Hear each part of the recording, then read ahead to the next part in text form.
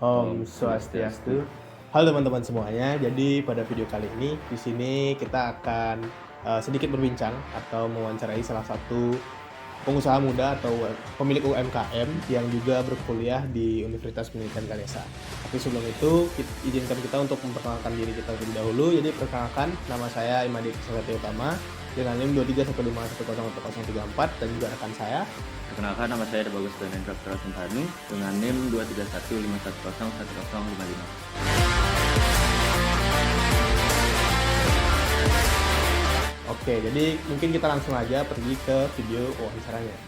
Jadi di sini kita sudah bersama dengan narasumber atau pemilik UMKM atau pemilik pengusaha muda gitu ya yang juga berkuliah di Universitas Pendidikan Ganesha. Oke, halo Kak. Jadi kami dari kelompok 20 izin untuk bertanya-tanya sedikit mengenai usaha yang Kakak jalani saat ini. Mungkin Kakak bisa perkenalan diri dulu. Oke, halo semuanya, nama gue Topan Bagus Prasetyo. Gue selaku owner atau pemilik dari brand Not for Humanity.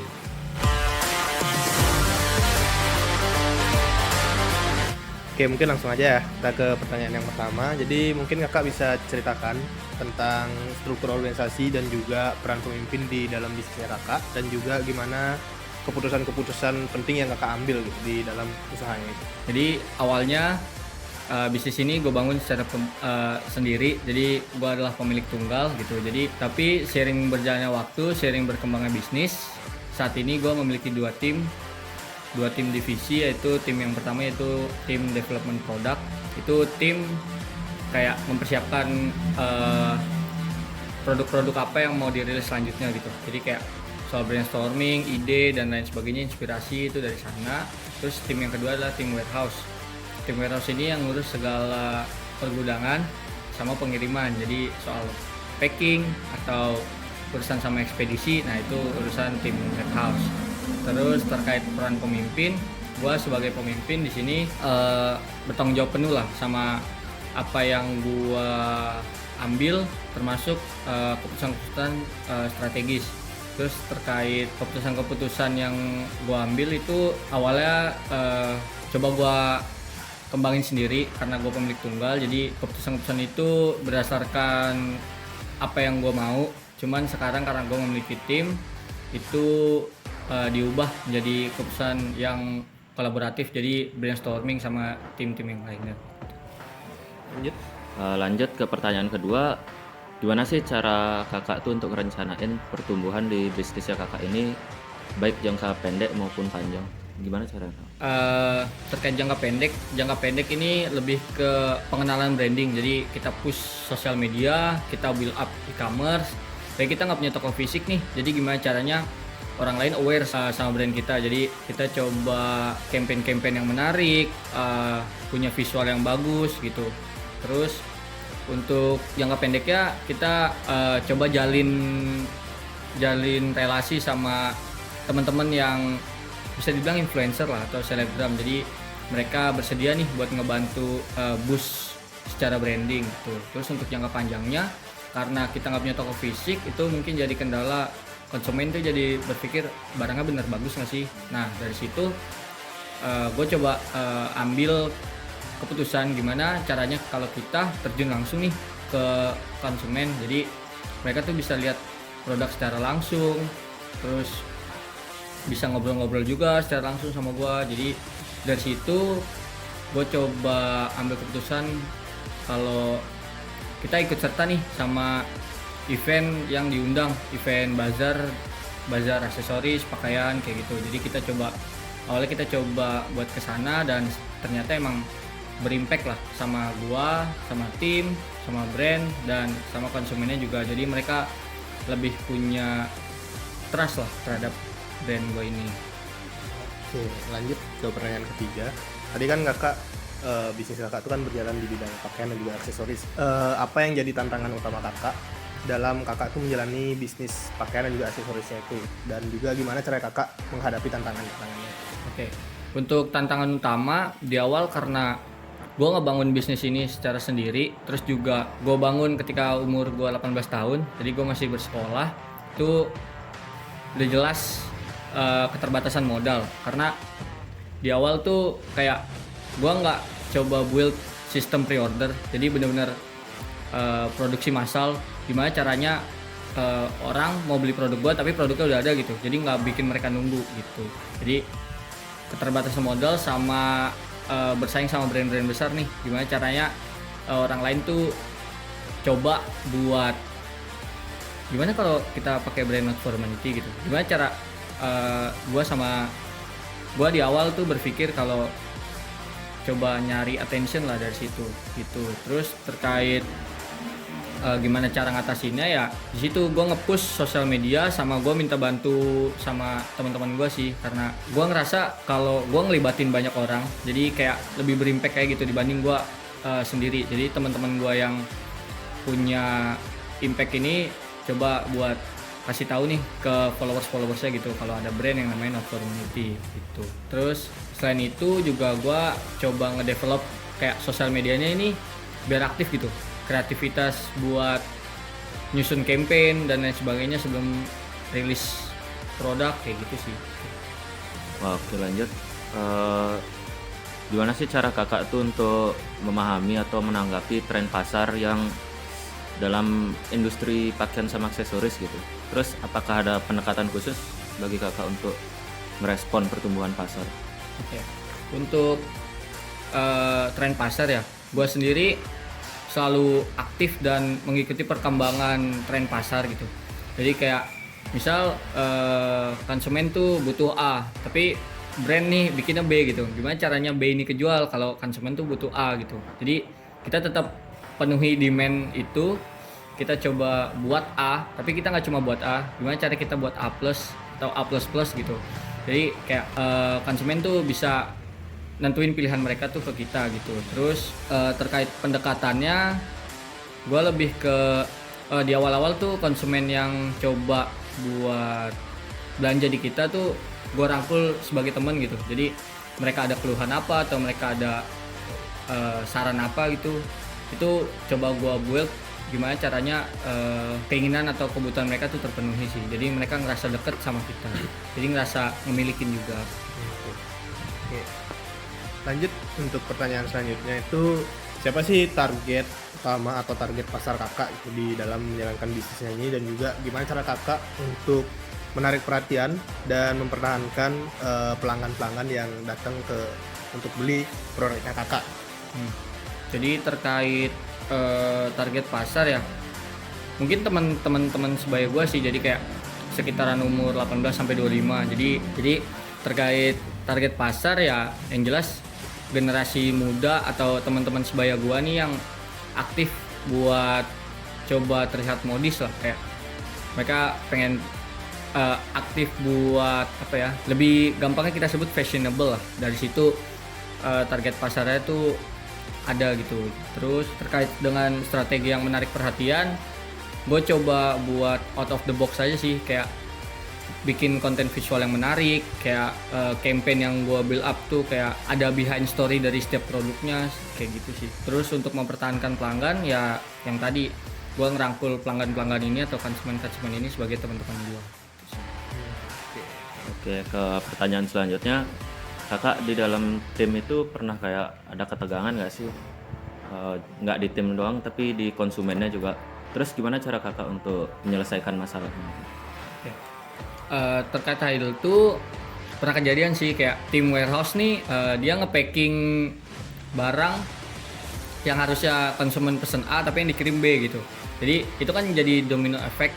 Jadi awalnya konflik gua sama tim, jadi gua sama pelanggan gitu. Jadi brand sama pelanggan gitu. Jadi dari situ gua coba buat, kalau untuk tim ya, untuk tim tuh gua coba buat ingetin lah kalau mereka tuh harus lebih aware, harus lebih hati-hati, karena pelanggan tuh memegang hak penuh gitu terhadap keberlangsungan bisnis ini gitu. Gua coba bilang baik-baik gitu untuk tim warehouse-nya.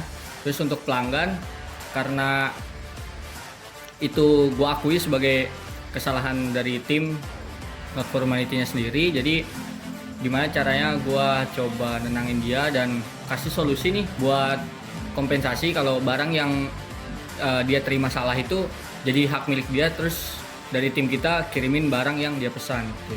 Jadi dari situ mungkin pelanggan ini merasa kayak kita tuh bener-bener minta maaf gitu. Jadi nggak sekedar kayak gimana caranya mikirin dia beli, tapi gimana caranya mereka tuh puas sama terhadap pelayanan dan produk kita. Nah, pertanyaan selanjutnya, gimana sih cara kakak tuh untuk menjaga kualitas produk dan memastikan kepuasan dari pelanggannya kakak di dalam bisnisnya kakak ini? Terkait kualitas ya, gue di awal tuh bener-bener selektif banget buat milih vendor, karena sebelum produksi pertama tuh bener-bener muter-muter cari vendor satu Jakarta, coba gimana cari yang terbaik karena kebutuhannya juga khusus. Gue di awal tuh bikin sablon reflektif gitu, tapi akhirnya dapetnya di Tangerang buat di sana karena emang vendor itu menuhin kebutuhan kita lah. Jadi tuh gue ngejaga banget terkait kualitasnya. Terus terkait pelanggan, mungkin gue coba ambil refleksi dari teman-teman gue sendiri sih. Kayak misal gue lagi build satu kaos nih, terus mereka bilang kayak, oh ini kurangnya di sini. Nah dari situ gue dapetin saran dan hal-hal yang bisa ngebantu gue buat berlangsungnya brand ini sih. Kayak soalnya kalau dengerin head dari orang luar tuh kayak bisa aja nggak peduli karena belum tentu juga dia beli. Tapi kalau temen kayak dibilang ini jelek nih kayak gini gitu, jadi kayak kerasa langsung lah gitu. Jadi kayak gimana ya mau nggak mau harus ngejaga kualitas produk berdasarkan orang-orang ini sih. Jadi kayak ya punya standar yang tinggi lah, memenuhi standar yang tinggi itu sih. Lanjut. Oke, jadi tadi kan kakak bilang bisnisnya kakak tuh pakaian sama aksesoris kan. Terus ada keunggulan kompetitif nggak sih yang kakak milikin di bisnisnya kakak itu? Terus apa yang ngebedain produk kakak di layanan pasar? Oke, terkait keunggulan ya, mungkin gue bisa bilang karena segi kualitas tadi, karena vendor yang sekarang itu nggak main-main karena emang dia sebagai vendor brand-brand besar juga gitu loh. Jadi gue nggak main-main soal kualitas karena nggak mau diceng-cengin lah tonton gue dari situ. Terus juga konsumen yang beli dari luar, bahkan dari Kalimantan juga dia pernah bilang kalau emang nggak nyesel gitu dengan harga sekian dapat barang sekian, dapat barang yang kayak gini. Kayak emang benar-benar gue jaga banget lah dari segi kualitas. Terus juga gue coba buat ngikutin tren pasar biar nggak ngikutin idealis gue aja, kayak gue mau bikin ini aja gitu, nggak bisa kayak gitu. Jadi gue coba buat realistis kalau pasar tuh lagi butuh C gitu, sedangkan gue idealis kayak gue harus ada di B gitu. Kayak gitu bakal berdampak sama tim-tim gue yang lain gitu. Jadi ya ngikutin tren pasar itu juga penting. Terus terkait itu gue juga diferensiasi nih, kayak tadi yang gue bilang gue ngejadiin pelanggan ini sebagai teman-teman gue. Jadi gue treat mereka kayak gue denger aspirasi mereka kayak mereka butuhnya. Terus juga selain hal itu juga produk yang dipakai influencer juga sama selebgram juga itu juga ngasih aware lah ke follower mereka. Terus itu juga sebagai poin plus kalau Brand for Humanity ini nggak sembarangan. Oke, lanjut mungkin nih pertanyaan terakhir dari saya ya. Terkait dengan pernah nggak sih kakak tuh menghadapi kendala dalam sumber daya, baik dari segi bahan baku, masalah tenaga kerja ataupun masalah keuangan gitu. Terus gimana cara kakak untuk menghadapi masalah-masalah itu? Oke, kayak yang gue bilang di awal tadi, karena gue ngebangun ini sendirian, terus yaitu keterbatasan modal di awal tadi. Itu karena ketika barang laku dikit jadi ngerasa uang tuh jadi hak milik gitu. Itu padahal belum balik modal gitu. Jadi gimana caranya gua ngatur cash flow, karena cash flow itu penting. Gimana caranya dari produk ini yang laku sekian, nggak semua gitu sekian, tapi bisa jadi produk yang baru lagi gitu. Dari situ gue berpikir bahwa kalau gue harus nahan ego gue sendiri sih, kalau uang ini tuh belum sepenuhnya milik gue tapi milik brand gitu. Jadi dari situ coba buat kembangin lagi. Tantangan lainnya adalah ketika ada peningkatan order yang signifikan gitu, kayak tiba-tiba pernah kejadian tiba-tiba dipakai sama Mahira Kanis, terus itu langsung meledak gitu. Dari produk yang tadinya mungkin bertahan lah di gudang jadi meledak gitu tiba-tiba. Terus gimana caranya kita menuhi itu? Ternyata mikirin nih, idealis gue adalah gue coba buat produk ini limit tapi pasar lagi butuh banget sama kaos satu ini gitu. Jadi gimana caranya gue buat berpikir itu, akhirnya gue brainstorming lah sama teman-teman, sama tim. Oke, jadi kita produksi ulang tapi dalam kuantitas yang dikit gitu. Jadi nggak karena pasar butuh terus kita produksi ulang secara massal lagi gitu. Jadi kayak kasihan yang beli di awal yang udah dapet gitu, jadi ngerasa bisa samaan sama orang lain kan. Bete juga kan kalau lagi di luar atau lagi acara ketemu outfitnya samaan. Jadi solusinya dari situ gue ngelibatin tim gue lah buat keputusan-keputusan yang coba gue ambil gimana caranya biar brand ini tetap bertahan gitu sih. Oke. Lanjut pertanyaan terakhir dari saya. Apa sih rencana kakak atau strategi kakak itu untuk ngejaga kelangsungan usahanya kakak itu di masa depan? Karena kan untuk produk aksesoris sama pakaian itu kan banyak, terus persaingannya juga semakin ketat. Jadi bagaimana menurut kakak? Terkait dengan rencana atau strategi ya, mungkin gue coba buat terus berinovasi sih, kayak produk-produknya nggak monoton gitu. Karena sebelumnya udah pernah buat imani gitu, lanyard, tapi tanpa konteks yang jelas gitu. Karena emang bener-bener kebutuhan aja, kayak imani yang beredaran di pasar tuh monoton gitu. Coba gue buat itu, terus ya ternyata emang diterima sama pasar. Selain relevan juga kita harus coba buat pasar sendiri gitulah. Gimana caranya walaupun brand ini masih belum ada apa-apanya ya coba untuk lingkup yang kecil dulu. Terus menjaga hubungan sama beberapa influencer sama selebgram juga, karena itu penting, karena kita masih tetap eksis karena mereka gitu.